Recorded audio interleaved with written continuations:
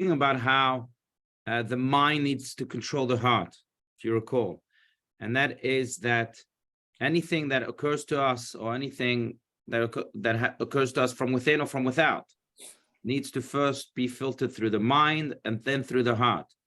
This includes just random circumstances and even maybe negative ones, but it also includes positive ones. Like we said, to arouse the love of God, then we must use first the mind, as Maimonides points out, and then the heart, to meditate on God's creation. That meditation will arouse the love for God in the heart. And the reason for that is, number one, because emotions come from a very blurry place. And secondly, they come also from a very uncontrollable place. And the mind is there really to be able to channel the emotions in the most productive and effective way. We also spoke about this acronym, if you recall, of the person who has his mind over his heart, or his mind in control of his heart, and he's a person that is royal, because the acronym for that is Moach, Lev, Kaved, which really stands for Melech, which means king. Moach means mind, and if the mind comes first, then the Lev comes second, which is the heart, and then Kaved, which is the liver, comes third, or the rest of the body. Then a person is royal. That was the big idea of last week's class. Rabbi Stein also dwelled on this verse from King Solomon that says that the heart of a wise man is on his right side. And that is to say, even though, of course, the heart is on the left side, but that is to say that a wise man knows how to use his mind, and therefore his heart, when it comes to him expressing his emotions, his heart doesn't come with all of the blood and all of the chaos that happens on the left side.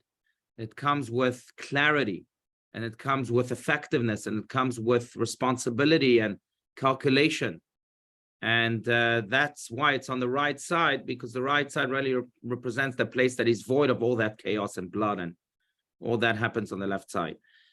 So that was really, I think, the last theme. Let's continue at the bottom of the page, page 225, as you mentioned, Margot. And we'll speak a little more about this, about the love of God that needs to come from the mind and then the heart. But let's go. Does anyone want to read? Anyone? I don't care. I'll read if nobody else Margot, wants it's your to. turn. Go for it. Okay. The love of God, which flares like flaming coals in the heart of the perspicacious who understand and reflect with the faculty of the mind on matters that arouse this love. Just as there are emotions and impulses that belong to the animal sphere, there are emotions in the godly sphere. Love of God as an emotional impulse is no different from animal love, as when one person loves another. The difference is that the feeling towards God is not normally aroused by itself. A higher machinery of perception and awareness is required to arouse it. This is not necessarily an intellectual awareness, a knowledge of what it says in the books, but rather a personal awareness, one's individual way of seeing, understanding, and sensing. Every object of love requires some sort of image, visual, oral, or connected with some other sense, so that natural feeling can apply to it. When a person ponders matters that arouse love of God, this awakens a place in the heart, the right ventricle. This awareness does not remain a theoretical or an intellectual experience, but spreads throughout all of the organs, including the heart, which has a place open also for such a sensitivity, a love of God burning like flaming coals. Right. I want to really dwell on this, because the Tanya uses the words like flaming coals. And of course, the Tanya is very careful with its words. The Rabbi Shneur Zalman of Liadi is known to have written the Tanya almost as God wrote the Torah. Every letter counted. Every letter has significance. And this metaphor of like flaming coals is what Rabbi Steinsaltz here is developing. Because if you look at flaming coals, or if you look at flames altogether, you'll see that the flame really doesn't want to belong to the wax. The Tanya actually speaks about this in a different place. The flame wants to lose itself, disconnect itself from the wax and return to its source. If you look right at a fire is constantly aspiring upwards to the point that it almost wants to detach itself. And same with the soul. Our soul, our divine soul. Our divine soul is this pull upwards. It's not interested in this world, not even interested in our body. And it constantly wants to detach itself from the body. But the goal of the soul's mission is in this world. So it has to be pulled back through the body. And with the body and with the soul, we create this candle that can illuminate the world. Because of course, without the body, the soul can't do good. The soul can't, the flame of the soul can't illuminate. So it needs the wax, it needs the body. But on the other hand, let's remember that the soul really is as selfless as could be. It doesn't want any recognition, it doesn't want any body, it doesn't want any existence. It just wants to return and become one with God. Now, very often, and let's just keep that at the back burner for a second, but I want to return now to what Rabbi Steinsaltz is saying about the love of God. Because very often people say, I love God. Or people say, I love my spouse. Or people say, I love my friend. Or people say, I love tomatoes. But they don't really love. We've spoken about this in the past, I know, but why don't they really love? Because their love is as selfish as could be. You don't really love your spouse. You don't really love God. You love what God can bring to you. You love the portion of the world to come that God is promising you. So you don't care about God, you care about your portion, you care about yourself. I love God because God is so good to me. Oh, 1 second. So you don't love God, you love yourself. You just said it. God is good to you. So you care about you. You care about the goodness that is poured upon, that is showered upon you. You don't care about God. That's not love. True love is selfless. It's like that flame. True love is when I am not necessarily receiving any benefits from the person or the subject that I'm loving. Quite the opposite. I'm not in it for this. I'm not in it to receive anything. I'm in it just because I want to be one with that person. Just because I feel this soulful connection that doesn't ask for anything in return. It just wants to be one. There's a great verse in the book of Psalms in which King David expresses that love. And he speaks about it. It's in, I think, Psalm 133, 134, in one of those Shira Malots. There are 15 of them between 120 and 134. So it's in one of those. Sorry, I said 133. I think it's 123 or 124. But he speaks about how this love is best expressed by an infant. And the mothers here, I know, have experienced this. An infant who lies in the arms of his mother after he was fed. Why is he in the arms of his mother? He doesn't need anything from his mother. He was just fed. He just wants to bask in the love, in the warmth of his mother, just because he's one with his mother. He doesn't want anything in return. The words of King David is, "Kagamul alei mo, kagamul alai nafshi." My soul yearns to be with God just as an infant yearns to be with his mother after he was breastfed. There's nothing that he needs from being in his mother's. He just wants to be one. And that's what the soul wants, just wants to be one with God. Now, that type of love can't come from the emotions, because that's another thing about the world of emotions. It's a very selfish world. Therefore, that type of love can only come really through the intellect. Now, it's not the intellect in books, as Rabbi Steinsaltz is saying here. Really, it's the intellect of awareness. Awareness of, 1 second, is this just selfish love and therefore not love at all? Or is it because I am so aware of my soul and so aware of its desire just to be one with God, just to bask in his light, just to be embraced in his arms like an infant that is already fed, is embraced in the arms of his mother? That's the big question. And those questions need to be asked in our mind all the time, very often. Now, let me just make it clear. It doesn't mean that one shouldn't love God for selfish reasons, because we really believe that eventually, if you love God for selfish reasons, then, as the Talmud says, mitoch shelo lishma ba lishma, eventually, hopefully, you'll get to that level in which you love God selflessly. So it doesn't mean that you should stop loving God and you should disconnect altogether because, right now your love of God is a little bit selfish. But fine. Everyone goes, that's human nature. Eventually, but we have to keep it as a goal, that we love God and we love our spouse and we love anyone that we love, not because of anything, but just because we are one with them. We feel that flame burning within us that wants to detach itself from its ego, from its body, and really become one with the subject that we love. By the way, this is connected to deeper, and again, I don't want to be monologuing here, but just to add one more layer to this, I think it's connected to a deeper thought that is also introduced by Kabbalah and Hasidic teachings. And that is, and by the way, it's a thought that we say every day, at least twice a day in Judaism, right? We say the Shema twice a day, when we wake up in the morning and when we go to sleep at night. Shema Yisrael Hashem Elokeinu Hashem Echad. The last part of the Shema speaks about how God is one. What does it mean that God is one? Echad in Hebrew means not just one, but it means unifying. That's why the word achdut, which means unity. And that is because we ask God during the Shema that we see his oneness everywhere. We see God not just in the synagogue, but we see God in the bedroom. We see God not just in the Torah scroll, but we see God in this water bottle. We see God not just in us, but we see God even in the people who annoy us. That God's oneness is everywhere, that everything is God.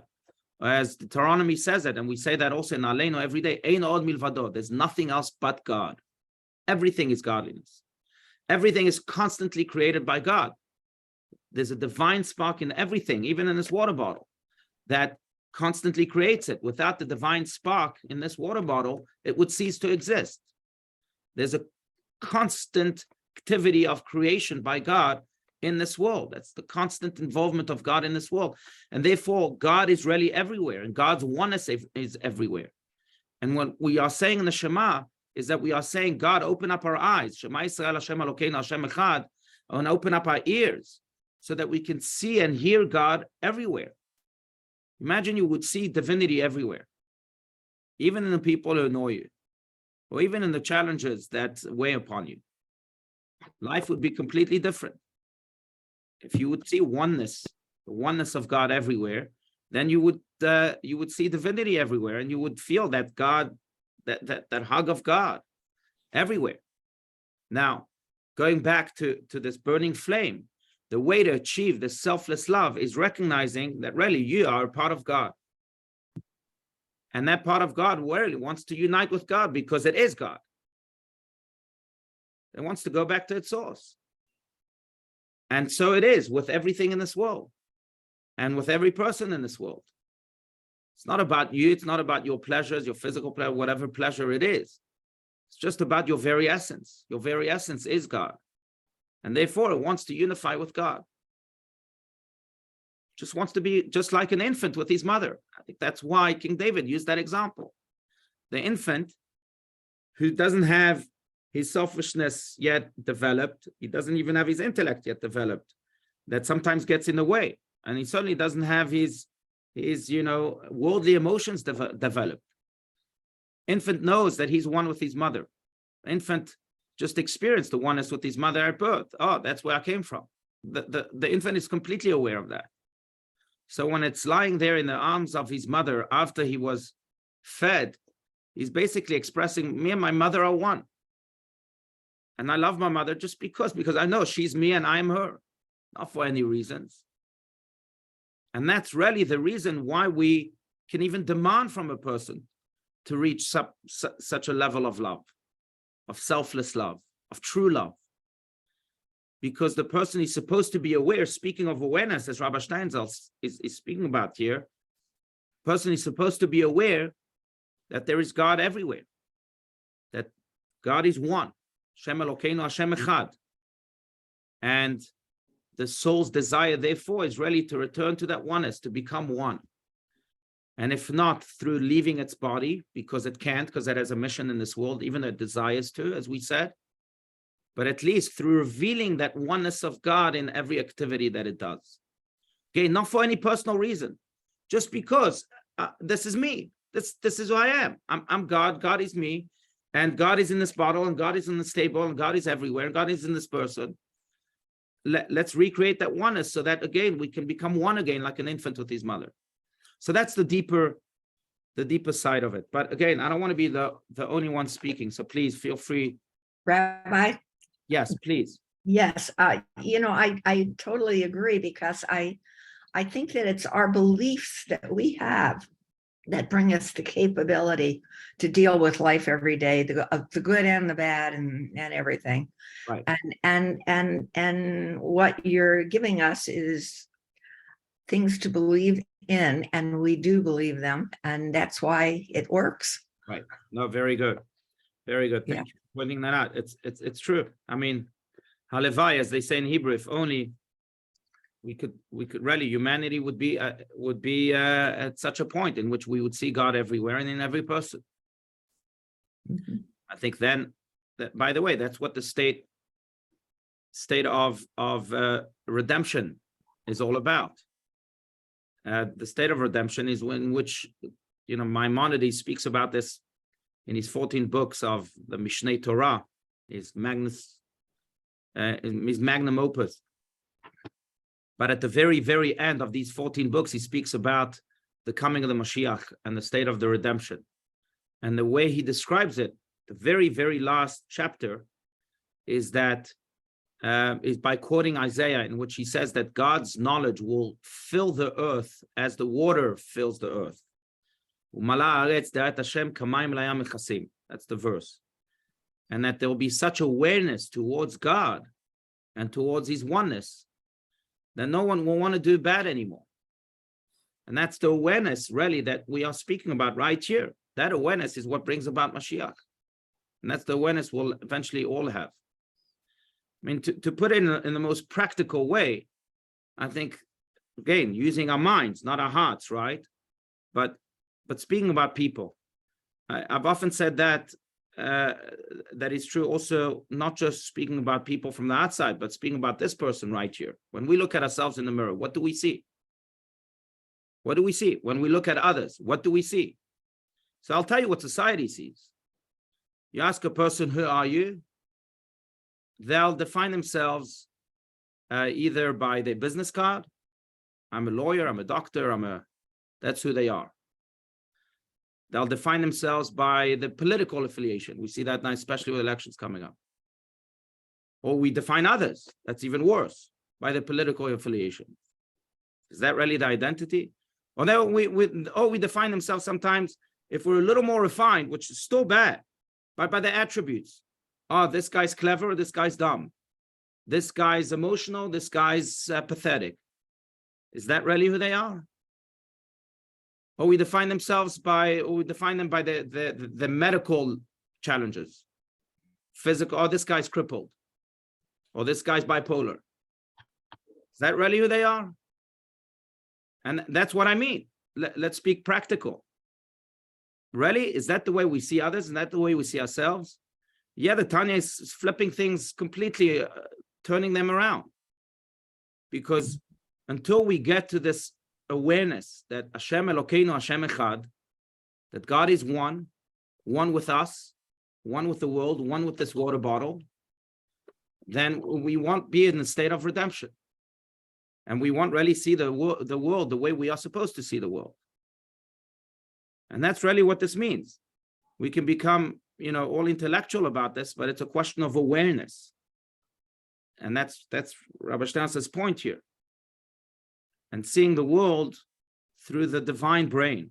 That's what awareness is. And the divine brain that then comes and brings about the heart that's on the right side, the heart without all the chaos and the worldly affairs. And then we can start really living. And then we can start really loving. Loving, not selfishly, but truly loving selflessly. With the soul that is like those flaming coals, as he calls it.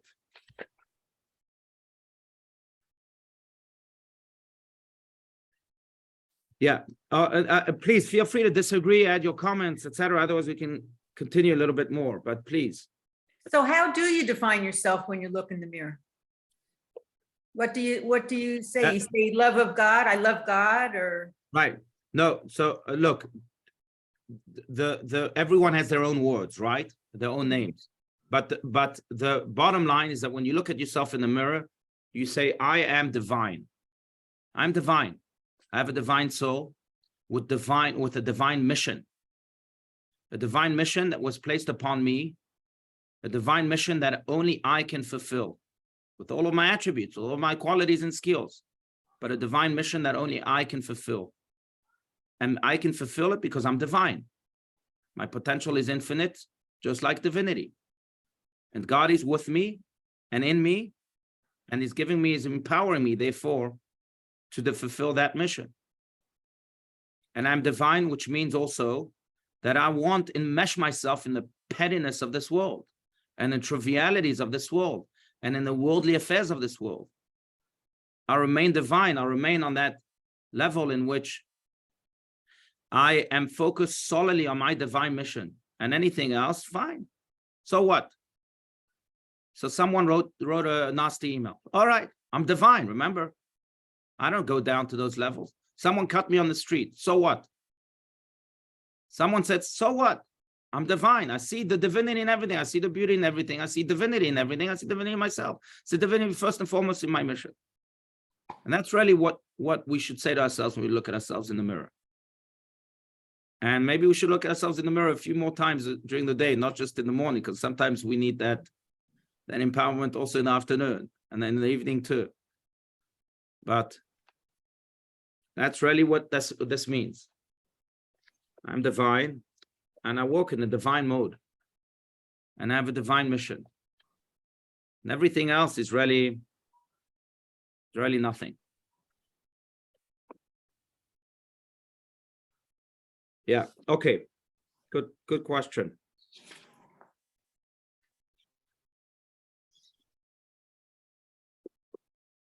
All right. And the more divine we are, the more true we are to ourselves. You know, people use the expression all the time. I want to be true to myself. What does that mean?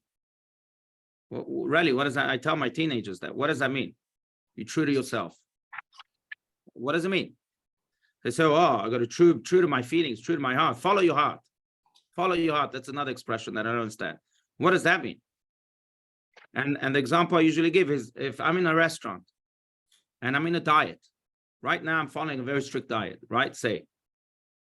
And then there's a dessert that's being offered to me, and my weakness is chocolate. And I see this delicious chocolate cake, and it's offered to me. So if I'm following my heart, well, my heart tells me to eat that cake. If I'm true to myself, myself tells me to eat that cake. So what does that mean? Should I be true to myself? Well, then you've destroyed your diet and eventually maybe destroyed your life. So what does that mean? What do those expressions mean? I mean, I know Hollywood and TikTok and Instagram come up with all these quotes that people just swallow like water, but let's use the brain first. What do these things mean? True to yourself or following your heart really should be following your soul. And true to yourself means that you're true to your values.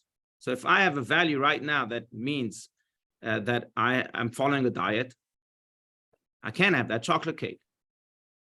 That's what it means to be true to your values. Now, when you are divine, when you define yourself as divine, when you recognize that you have a soul that you have to follow, not a heart. Heart, we shouldn't follow, based on the Tanya. Heart is to be dissected by the mind, and then maybe we can follow it. But when we follow our souls, not our heart, a divine soul, and we really are true to that soul, what will eventually happen is not only that we will really get rid of our ego, and that will become more and more selfless, because the soul really only wants to unite with God and become one with what it is. Just because, not for any pleasures, not for anything it receives in return, as we explained.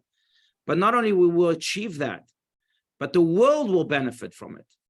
Because when we act in a divine mode, then we spread divinity, which is eventually what brings that state of redemption to the world, as we explained too.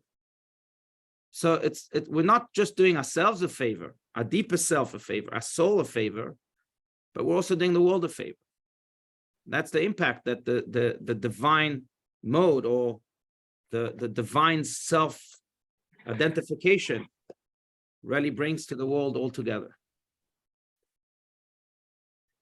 Okay, let's continue. 226. Also the gladness of the heart. Unless, again, please feel free to speak your mind.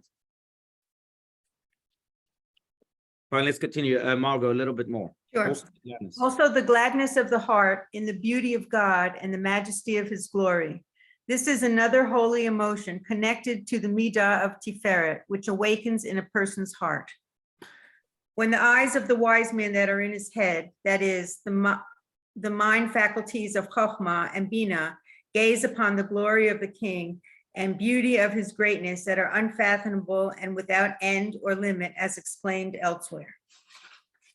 The nature of the, oh, go ahead. No, go ahead. Go with that first paragraph, and then I want to explain. Yeah. Okay, the nature of these contemplations, what to meditate upon and how to meditate to evoke a particular emotion in the heart is explained at length elsewhere. Here, the Tanya offers only a broad outline to the point of departure and the final goal, giving us an idea of what we are talking about.